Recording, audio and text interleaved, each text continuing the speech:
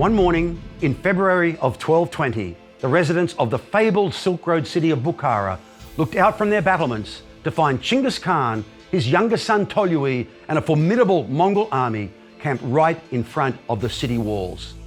Chinggis, by the way, is the preferred way of pronouncing the great Khan's name by Mongol specialists today. It is a more accurate rendering of his written name than Genghis. Now, this was hundreds of miles from the last reported sighting of Chinggis, and their unexpected appearance at Bukhara was a testament to the stamina of the Mongol army, which had ridden surreptitiously across the harsh Kizilkum desert, and of course, to the strategic brilliance of its leadership.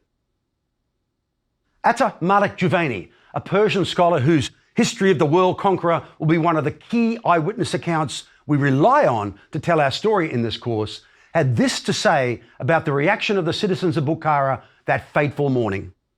When the inhabitants beheld the surrounding countryside choked with horsemen and the air black as night with the dust of cavalry, fright and panic overcame them, and fear and dread prevailed.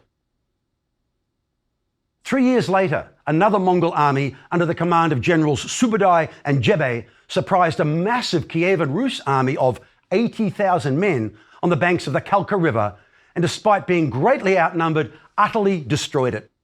This was the culmination of a brief period of devastation unleashed without warning on the peoples of Armenia, Georgia, and Russia, but to the Mongols, it was just a sideshow to the main campaign against the Khwarezm Shah.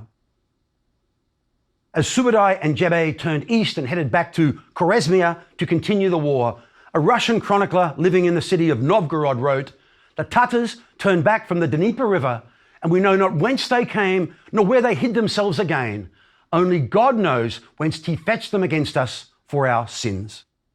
A Muslim author and contemporary to all these events, Ibn al-Athir, was so overwhelmed by the unexpected devastation caused by the Mongols' Khwarezmian campaign that he lamented, "It may well be that the world from now until its end will not experience the like of it again." Hello, and welcome to this course on the Mongols and how their conquest of enormous regions of Eurasia changed the course of human history. Early in the 13th century, Mongol armies began to move out from their homeland on the grasslands of Mongolia to eventually conquer all of China, Korea, Central Asia, Persia, the Middle East, Georgia, Armenia, Russia, and much of Eastern Europe, establishing the largest empire ever seen. And yet, as surprising and shocking as their sudden appearance clearly was to those they conquered, the Mongols were just the latest in a long line of militarized pastoral nomads who had been raiding and invading even the most powerful sedentary states of Eurasia for a very long time. We will explore some of these predecessors in detail in Lecture 3, but it's worth mentioning them here. The Xiongnu, Shanbei, the Turks, the Uyghurs, the Khitan, and the Jurchen. Each of these were formidable militarized confederations of highly skilled mounted archers under inspired leadership, and each had a devastating impact on the peoples around them. It was the Chinese who bore the brunt of many of these nomadic incursions, which is why they built a great wall to help protect them. So the Chinese were far less surprised by the appearance of the Mongols than other states further to the west. The Mongols and the Timurids were destined to be the last in this long line. They created the most influential of all the empires of the steppe, empires that acted as a bridge between the medieval world and the early modern one that would follow. Chinggis Khan, who claimed a mandate from heaven to rule the world, was singularly responsible for creating the Mongol Empire. Once Chinggis and his successors had created the vast Mongol Empire, East and West Eurasia were linked together as never before. This made possible the diffusion westwards of all manner of East Asian ideas and technologies that eventually galvanized Europeans to step out of their parochial kingdoms and begin to explore and soon colonize the world around them. It is because of this unifying effect that some historians claim the Mongols as one of the principal architects of the modern world, although certainly not all agree. We will return to this assessment many times in the lectures ahead and try and reach some sort of a conclusion by the end of the course on whether the Mongols deserve this mantle. Despite these many positive effects, we must of course acknowledge that the Mongols were horrendously destructive. They killed millions of people and destroyed dozens of the greatest cities of the ancient world, along with the agricultural infrastructure that had sustained them for millennia.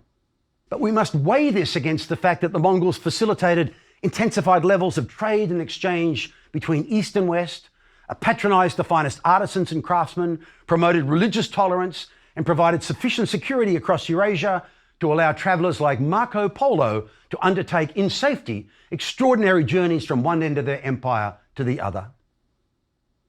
Although the Mongols distinguished themselves from those they conquered by their formidable military skill, they also enjoyed a more egalitarian social structure than all the sedentary states they interacted with. As with all other nomadic pastoralist confederations, in the Mongol world, decisions were made by a council of political and military elites, including the decision as to who would be elected Great Khan. This meant that, although the Khans had great power and prestige, they were still regarded as first amongst equals. Mongol women also enjoyed considerable freedom, respect, and influence, particularly when compared to the status of women in most contemporary sedentary societies. There are several examples known to us of Mongol women who gained great political power, and we shall also meet some of these formidable Mongol queens in our course. It was partly because of these more egalitarian social and political structures and the lifeway of pastoral nomadism itself that the Mongols held a decided military advantage over even the best equipped and trained sedentary armies. These advantages included advanced cavalry tactics and supreme horse riding skills, enhanced mobility and fieldcraft skills, and their extraordinary prowess with a composite bow and arrow. The Mongols were rarely beaten in the field, and uniquely amongst their nomadic cousins, they also acquired the skills of siegecraft so well they were rarely thwarted in their attempts to capture cities. We will have much to say about these political, social, and military innovations in the lectures that follow. Let me offer you a brief timeline of the events we unfold in this course, which focuses on a period of just over 300 years from the late 12th to the early 16th centuries. The man who became Chinggis Khan was born probably in the year 1162 as Temujin, the son of a minor Mongol chief. Over the next 4 decades, he made many allies and just as many enemies as he slowly clawed his way to the top of the Mongol world, until in 1206, at the age of 44, he was proclaimed Chinggis Khan, the universal ruler, the strong ruler. For the next 5 years, Chinggis consolidated his position by bringing various Turkic tribes into his coalition, and also by waging war against the Xia tribes that controlled parts of Western China and Tibet.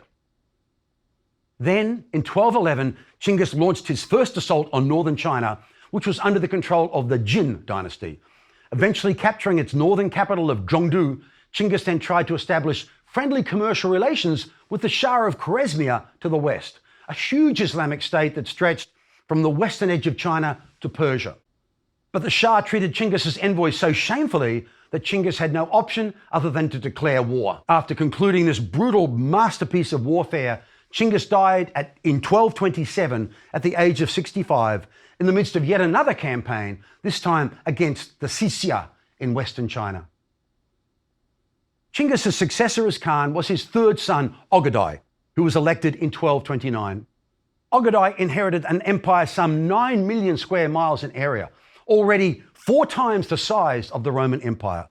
But this was by no means the end of Mongol expansion. Under Ogadai, the war in northern China was resumed and successfully concluded with the collapse of the Jin.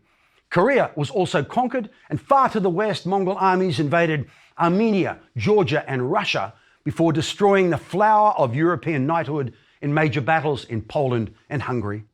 There is every reason to believe that Western Europe was only saved from Mongol devastation by the death of Khan Ogadai in 1241. The decade between 1241 and 1251 gave Eurasia breathing space, as disagreements over succession led to an eruption of internal disputes between the families of Chinggis' 4 sons. This had the effect of turning the attention of Mongol elites inwards and away from further expansion. But that ended in 1251 with the succession of Khan Monki, the son of Chinggis' youngest son, Tolui. Upon coming to power, Monki staged a Toluid revolution that destroyed the power of rival lineages. He then dispatched his brothers Kublai and Hulagu on new campaigns of conquest to China and the Middle East, respectively. Kublai was intent upon destroying the southern Song dynasty, while Hulagu's capture of Baghdad in 1258 brought to an end the golden age of Islam. By the mid-13th century, tensions were running so high amongst the Chinggisids that there was no longer any possibility of reunifying the Mongol Empire, which now devolved into 4 autonomous khanates. The Yuan dynasty ruled China and East Asia, the Chagatai Ulus controlled Central Asia, the Ilkhanate ruled in Persia and the Middle East, and the Golden Horde controlled the steppes of southern Russia. Monkey's death in 1259 led to civil war between various factions, which further entrenched the divisions between the khanates. Kublai was eventually elected Great Khan in 1260, but his position was by no means universally accepted. Kublai finally completed the conquest of China in 1274, 63 years after Chinggis Khan had launched his initial assault on the Jin dynasty way back in 1211. For the remainder of his life, Kublai worked to expand his domain throughout much of East Asia, although his invasions of Japan and Vietnam both failed. Kublai died in 1294 as nominal ruler of something like 1/6 of the land surface of the earth. But such a massive empire, riven with so many factions and internal disputes, could never last, and so gradually the Mongol Khanates fell apart.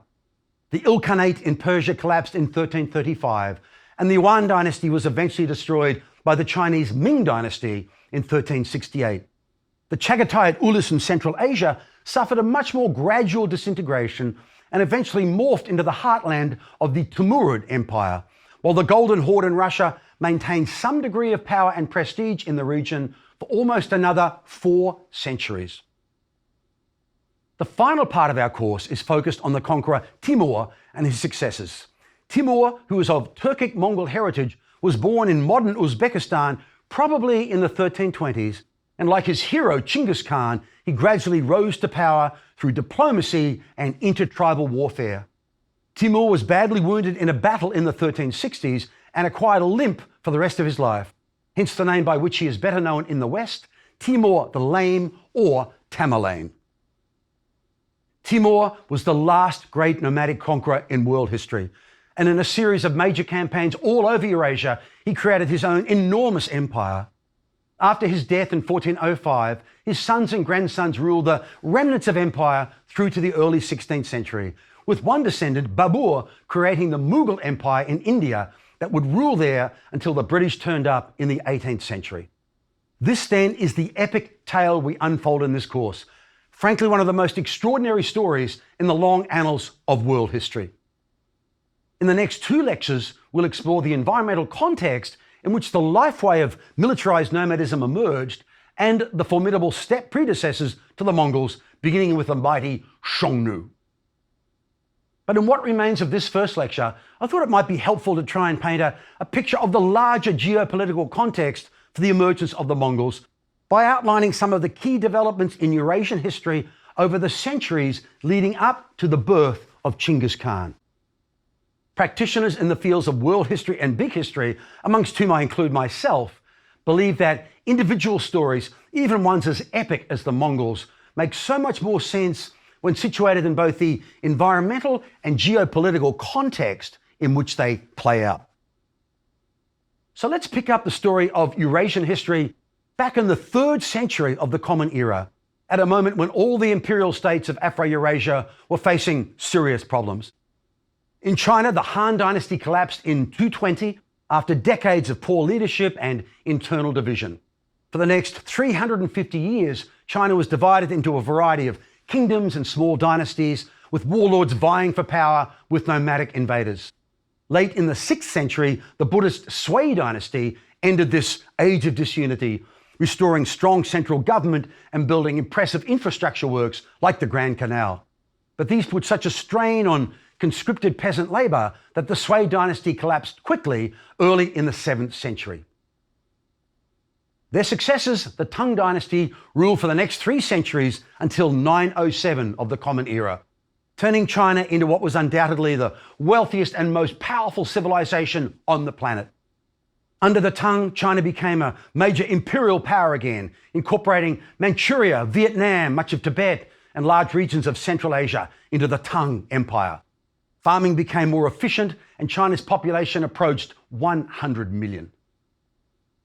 By the 10th century, Tang China was the most urbanized society on the planet, with the capital, Chang'an, home to 2 million residents.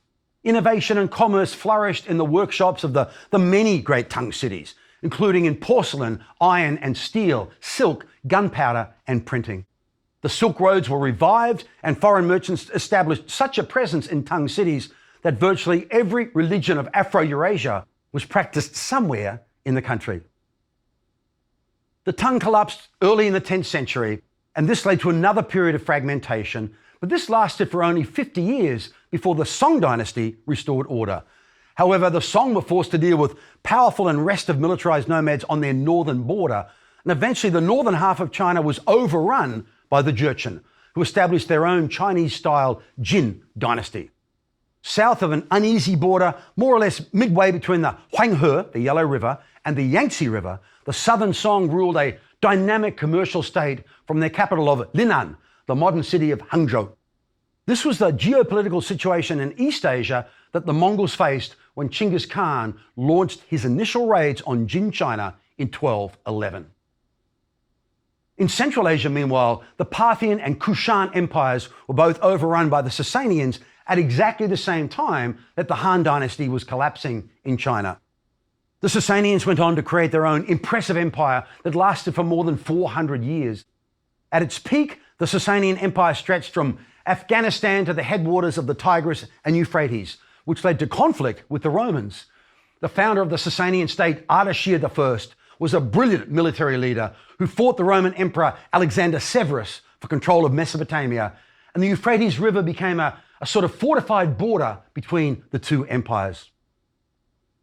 The second Sasanian ruler, Shapur I, triumphed over 3 successive Roman emperors, defeating one, killing the next, and capturing the third. The Silk Roads remained a major land trade route during the Sasanian era, although maritime routes became more important because these incessant wars between the Sasanians and the Romans disrupted land-based trade. The Sasanians maintained successful commercial relationships with the Tang Chinese and with the Byzantines. And between them, these 3 imperial powers controlled much of Eurasia from the Yellow Sea to the Mediterranean Sea. In the mid-7th century, however, this Eurasian system was upturned by the appearance of another new power, the Muslims, who destroyed the Sasanians and ushered in a brand new chapter in the history of Afro-Eurasia. From the 8th century through to the arrival of the Mongols in the early 13th century, the histories of many of the states and cultures of Inner Eurasia became interconnected by the expansion of Islam. Created by Muslim warriors, merchants, missionaries, and administrators, the vast Dar al-Islam, the abode or the realm of Islam, became one of the most important economic, intellectual, and cultural structures in the world, dominating the western half of Afro-Eurasia in the same way that the Tang dynasty dominated the eastern. The lightning-fast expansion of the Dar al-Islam was unprecedented. By 637, just 5 years after Muhammad's death, much of Syria, Palestine, and all of Mesopotamia had become part of the Muslim world. In the 640s, much of North Africa was incorporated, and by the time the Sasanian Empire fell to the Muslims in 651, the Dar al-Islam already stretched from the Mediterranean to Afghanistan. After a period of political consolidation, Islamic armies resumed the jihad early in the 8th century. Parts of northern India were conquered in 711, and Muslim hegemony in North Africa was extended to Morocco and then across the Strait of Gibraltar and into Spain by 718. In less than a century, the Islamic realm had expanded to become the largest civilization the world had ever seen. Early Muslim rulers established an administrative structure known as a caliphate that achieved stability under the Umayyad dynasty, which ruled from 661 to 750.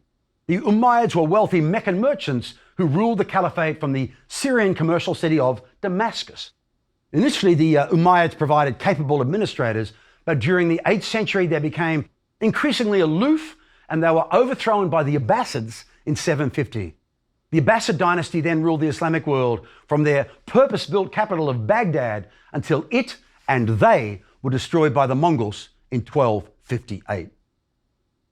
The Abbasids learned from the cultural exclusivity of the Umayyads and instituted a more cosmopolitan form of government in which power and administrative responsibilities were shared more equitably amongst Arabs, Persians, Egyptians, and Mesopotamians.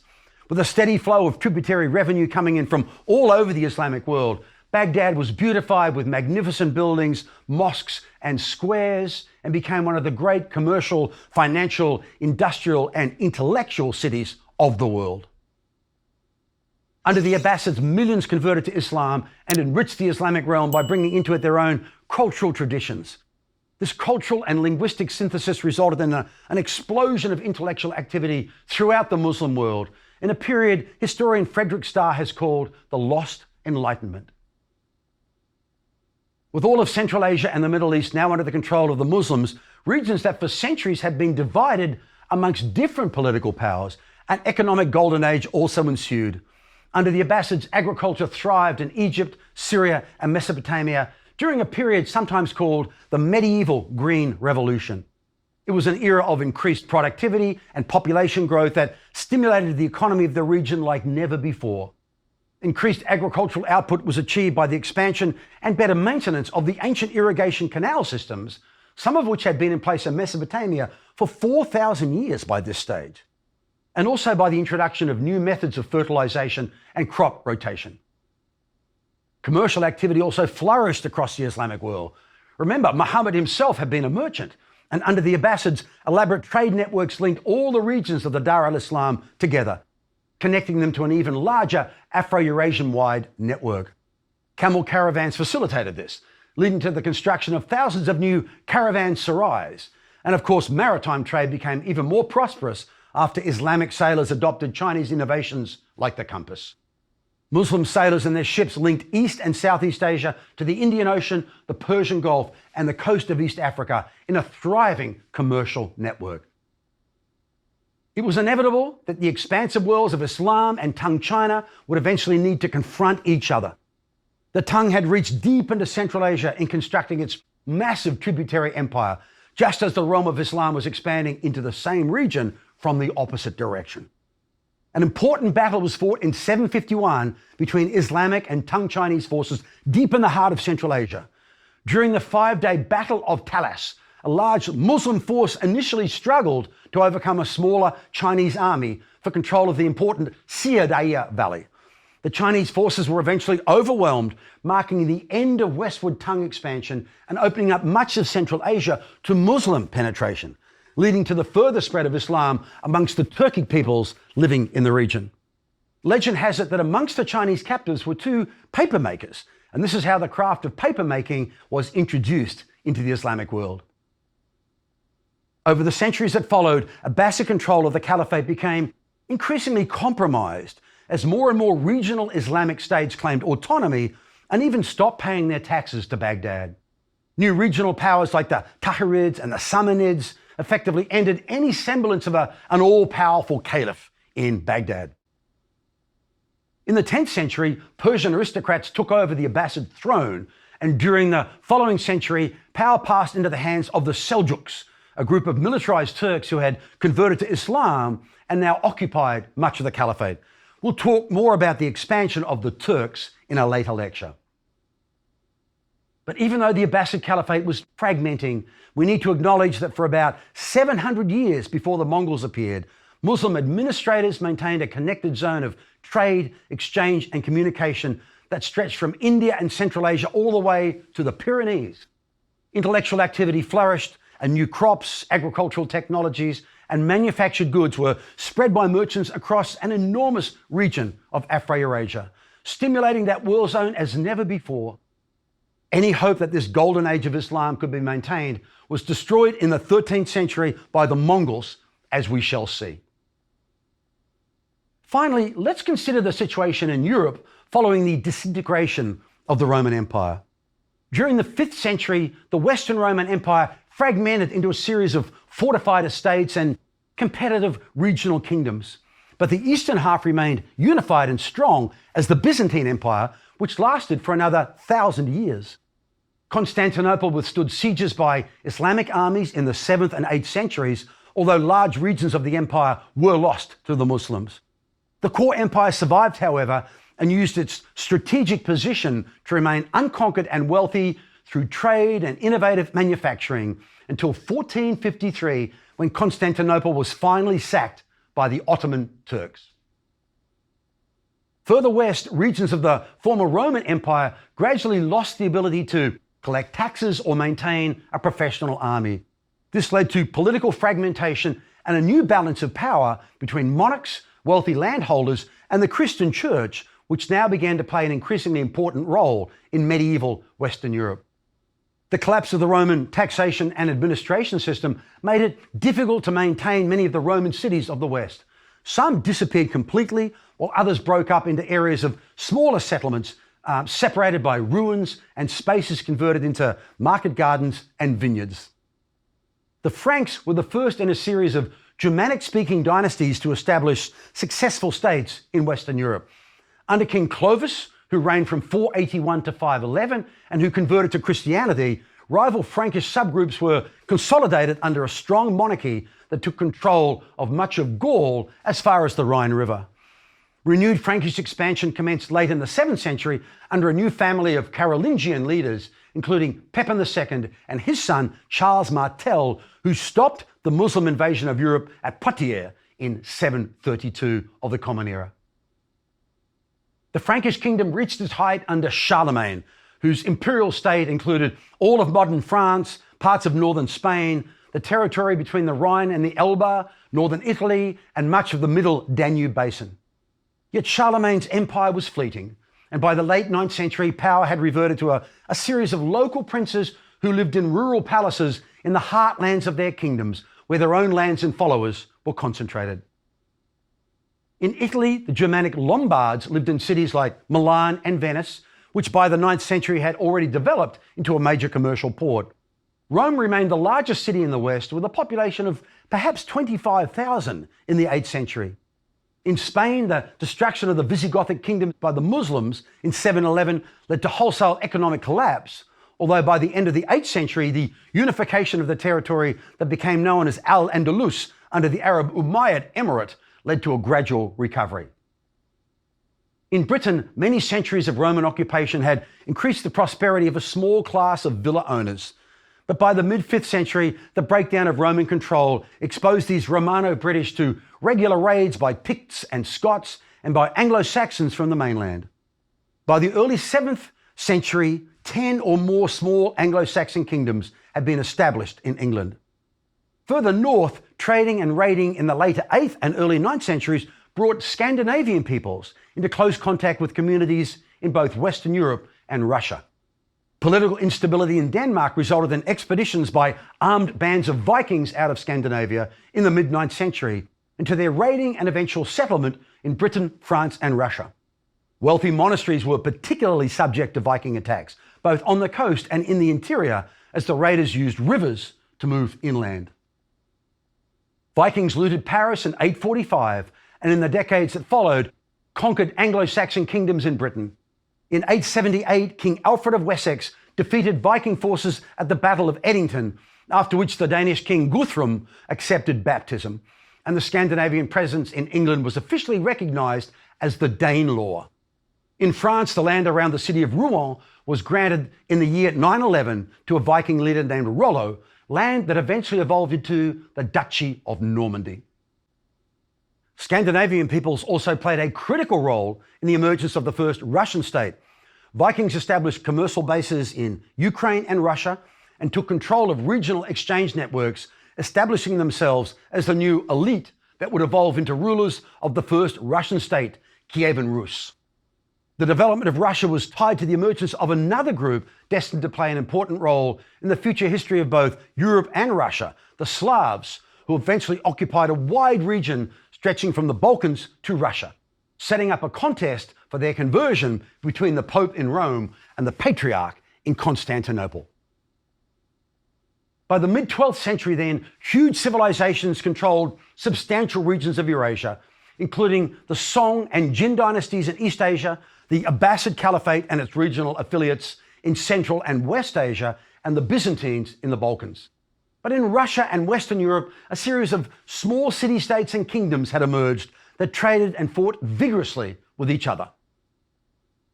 With the exception of the Jin and the Song, few of these great powers would have even been aware of the quiet steppe grasslands of Mongolia, nor of the Mongols, who were just one of several pastoral nomadic tribes that resided there. But that was all about to change with the birth of an infant named Temujin in the year 1162, an infant born clutching a clot of blood in his tiny hand, a sure sign of destined greatness.